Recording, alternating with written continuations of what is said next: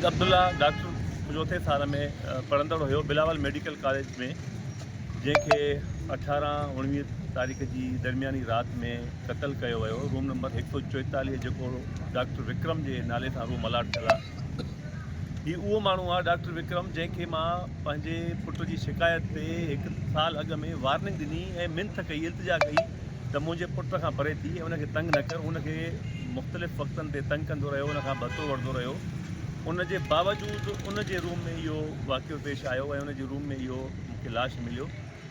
University इंतज़ामिया त फ़ौरन राति जो 12 बजे ही अनाउंस करे छॾियो त हीअ ख़ुदकुशी आहे। जॾहिं असांखे ख़बर पई त हीअ लाश जेको आहे असांजे रंधिणे जो इहो असांखे विक्रम जे रूम मां मिलियो आहे, जेको रूम नंबर 144 आहे, तॾहिं ई असांजी बि अखियूं खुलियूं त हीअ ख़ुदकुशी न आहे, हीअ क़त्ल आहे।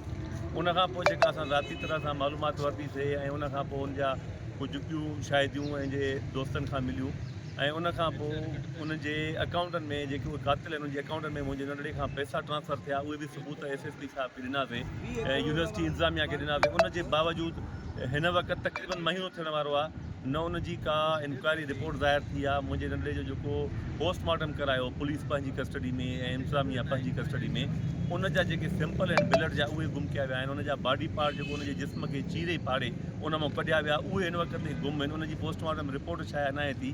सो इन जे लाइ अॼु असां ई प्रेस क्लब हैदराबाद ते एहतिजाजनि बीठा आहियूं त असां सां इंसाफ़ थिए।